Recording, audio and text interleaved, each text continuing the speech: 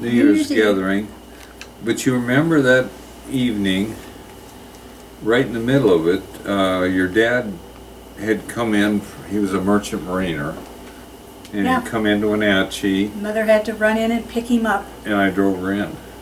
Okay, I didn't realize that. Yeah, it was in her car, but I took her in, and she met your dad, and then we brought him home.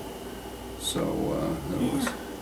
And you remember also somebody run off the Muddy Creek Road down there, and your brother Pete went and got John Brown's big wheel tractor. You were storing it up there, his field tractor, and went down and pulled it out of the snow. Yeah, I know somebody's was, but Yeah. I don't remember. I think we had harder winters then. Now, I was thinking it was because I wasn't very tall, but you couldn't see over the road banks all winter. Well, normally by this time we've got snow here, don't we? No, we got married the 30th of November, and there was a little slushy snow that day. Okay, But what year was that? Do you remember? 68. Yes. Yeah, I do. Yes, 68. he'd swiped the keys to my brother's vet, and No, it was a Firebird. was it Firebird? Yeah. Whatever it was, and I can remember. My car wasn't gone. It wasn't at the church. Right. And they were just going crazy because the car wasn't there. And we got ready to go. We just went out. The two of us went out.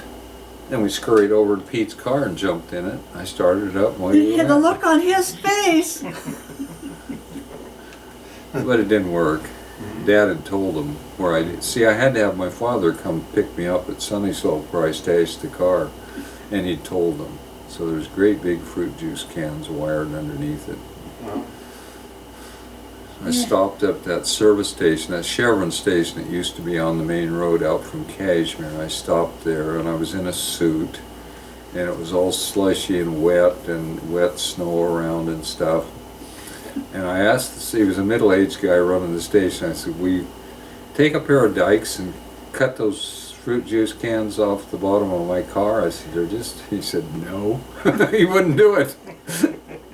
I don't know what happened. They must have, I didn't crawl under there in a suit, did I? Yeah, you did. I got them out of there or wore them off or something. That was really something. gee, I wonder how I got that mud on my suit. Yeah. And the passes were closed. We were headed up past Cashmere and the passes were just snowed in. So we turned back and ended up in Quincy that We ended night. up Quincy and then headed to Victoria via Snoqualmie Pass, and it was Thanksgiving weekend and the traffic was horrendous. I had snow tires, so stop and go with slick roads is tough to get going again. You know, but we made it. But, So, That, no, go ahead. yeah, I was changing the subject. That's fine. But, that deer kill, I'd forgotten all about that. I should have brought that up, but that Yeah. was really something. I remember that in the paper when that came out, and that was a bad winter that winter. And it brought all the deer down and. yeah, We didn't have any apples the next spring. Yeah. You know, they just ate all the buds out of the orchard as high as they could reach, and they'd get up in their hind legs and reach pretty darn high. But when they arrested Dad, he bailed out, and they'd set a court date at the courthouse, and he started getting letters, support from other orchardists all over the Northwest and hunters. He'd made it plain, or he did in the court later in the trial, that he was an avid hunter and he'd never poached a deer in his life and it hurt him to shoot the deer. And anyway, I don't remember any money coming in to cover the attorney, but boy, there would be little boxes. And in those days, the deer tags were a metal band with a one-way finger and a round head on them. And you'd tag your deer with that metal band. And there was whole boxes of those show up. The guy said, "I've been hunting for 20 years, never found a deer. Here's all my old tags." And he tagged some of those deer. And then the day of the trial, they opened the doors and the courthouse filled up. And there was hundreds of people waiting, getting rowdy. They were thinking about stringing speakers, and they adjourned and reopened the trial at the Liberty Theater. So there was room for everybody. And KPQ set up, and I was at home. Grandma Snodgrass was babysitting me and the girls, my sisters, and we listened to it on the radio.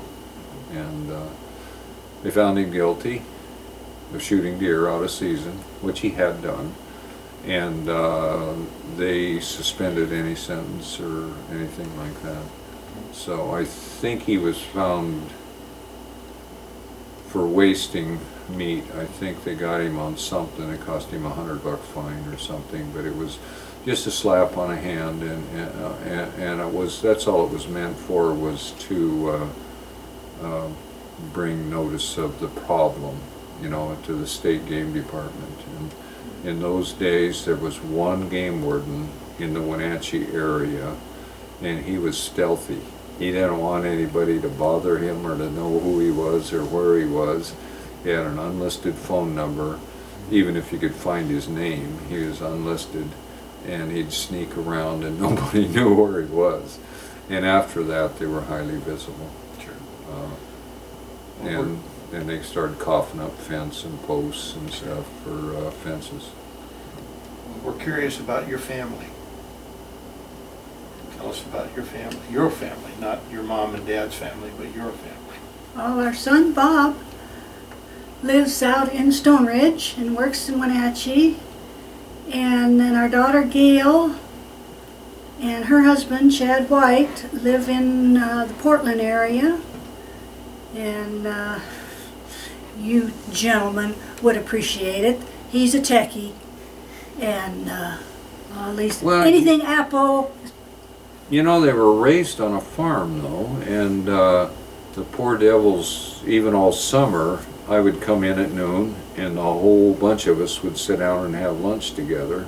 Same way at dinner. It was a set down dinner, you know, usually something, Phyllis would cook something really good, and we'd talk, you know. So they weren't latchkey kids or anything. And as young adults, they'd never been in jail or into drugs or anything, and they've been pretty trouble-free, actually. Sure. You know, they're still our best friends. Sure.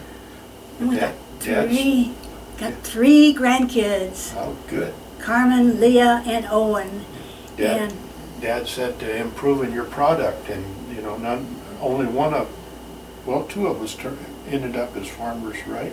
Mm-hmm. And the rest of us were the techies of the time. Yeah, yeah. I mean, not like these guys are, but Well, I was a techie. I went in the Navy. You know, a lot of the guys around here did. Keith went in the Army. He graduated from Eastern and went as a first lieutenant into the Army. The rest of all of my friends and cousins and stuff, we all went in the Navy. And I ended up as a radar technician flying on patrol planes. So I was kind of the techie of my day. Sure. So that was cool though. That was all tube type equipment. The radios, the radar, everything. The only solid state thing we had, thinking of even transistors, was diodes. We had some diodes in the power supplies, was about all. But that was quite an adventure. So I got a little over 2,000 hours flying time in the Navy, and but I'm just, now as I think about it, we went to Armed Service Day. What do you call it? Memorial or not? Memorial, Veterans Day. Veterans Day. Our granddaughter over at that wasn't Endicott. That was, what was that? Oh, that was Ed Wald at the Ed Christian Wald. school. And they wanted to know about all the veterans in the audience and stuff. And a lot of the parents of young kids that were still in, they were all blue suits. They were all Air Force in that area. Endicott was, everybody got out of high school, they went in the Air Force. And around here it was all the Navy. It was really different. no, I'm with you. I was Navy. Were you? Mm-hmm. Yeah. Well, a lot of us had, I had been, but a lot of them had never been near the ocean, you know, and they thought it'd be kind of cool. Oh, I was drafted. The Army drafted, and then so we go down to the draft hall, And as we walk in, the Navy guy is standing right there and said, "Hey, fellas, Sign up and you don't gotta go on so in. look at that line over there for the Army. Look at that line." Yeah, Yeah, well, there's nobody over at the Navy. yeah. So that's how we ended up at the Navy. We didn't want to have to stand in line. Little did we know at the time. But you know, I came back from the service disliking crowds, disliking anybody hollering at me. You can chew my butt out all day and it won't bother me. I'll come right back at you. But if you holler at me, that bothers me. And also lines. I hate lines. You know, but Like the sergeant said, says, "I bet you can hardly wait till I die. You'd come and spit on my grave." And he said, "No, sir, I will not. I'm tired of standing in line." well, that was another thing. That was a funny saying. My mother was for a long time was one of the cemetery directors. There's 3 of them. She was one of them for years, and also did their books like Phyllis does now, and also for the irrigation district. She was the secretary for the irrigation district, and for a while there, the grave digger was Bill Leonard. He was also the maintenance supervisor here in the city of Entiat. And I still remember one of the guys that helped him dig up there, it was a Mexican family, extended family, that helped him dig the holes and stuff before they got a backhoe. And I still remember one of them got mad at him or something. He was stalking around there and he said, "If you would please die, we would dig the hole for nothing." So still, that's kind of a cemetery joke. Sure, you betcha. And if you're up for some farmer philosophy, this is farmer stuff. A saying is, if fate is out to get you, there's just no end of what you're going to have to put up with. True. Do you get to visit or see your family very much, very often?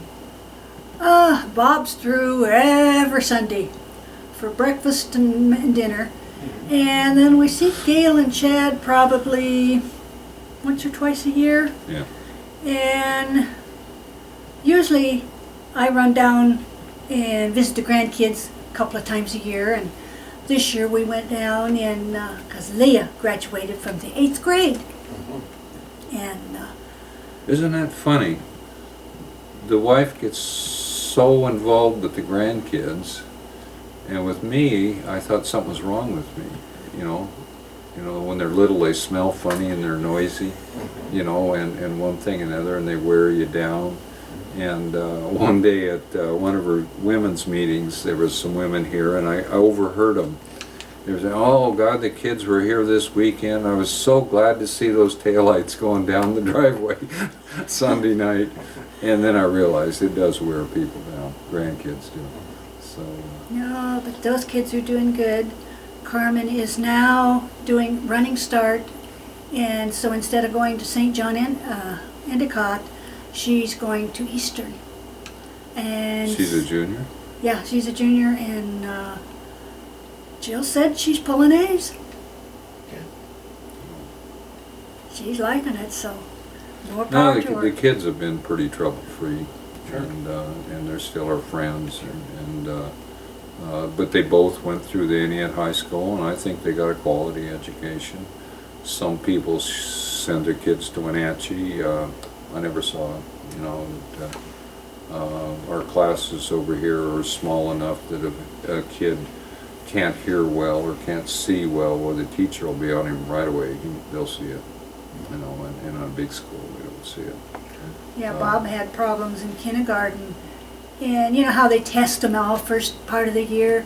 Well, you never get the test results till later in the year. And Nita McDonald was his teacher. And she noticed that if he was looking right at her, he'd get all the instructions, but if he was turned sideways, he didn't hear her.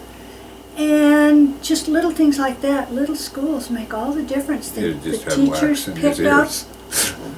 and you get a better education, I think, with people rather than a subject. Well, years back, I got to thinking that the kids have a little metal shop and a little wood shop, but you know, they don't know anything. Your age. I'd go over there and teach an automotive class. You know, just the basics, how a coil-fired ignition works, and how a carburetor works, and why your timing chain is so important to you, and things like that. You know, just basic stuff. So if you're out deer hunting with a buddy, well, you'll have a chance of getting the thing running again to get down off the hill. And I don't have enough credentials. They weren't interested. I said, well, get a shop teacher who will teach a little survival automotive, and they weren't interested. So Well, they should have been, because there's such thing as called vocational education, and you don't have to have any degree to teach that. And all it had to do is come from the administrative office, and they should have applied for it. And that could have happened very easily. well, yeah, you know, and I know so many people that are car freaks. You know, I could Sure. have somebody bring in a starter that's disemboweled and put it back together for the kids, and it's so much easier to rebuild a starter than it is just to go buy a new one. And they just weren't interested, so that was a disappointment, and I don't think I would have had time to really do it justice. I think it was administration Yeah. that caused the problem. I know that it can happen because we had it happen in the school that I taught in, Uh-huh. so it can happen. Just one more question, or I have just one more question, and that's, what do you see for the future of Entiat? Do you like this, are you pleased with the direction that it's headed? It's headed in a good direction. It's just going to take a lot of work and a lot of things falling into place, like to get the waterfront development, Tourist in a commuter community, but more people. Maybe a barber shop.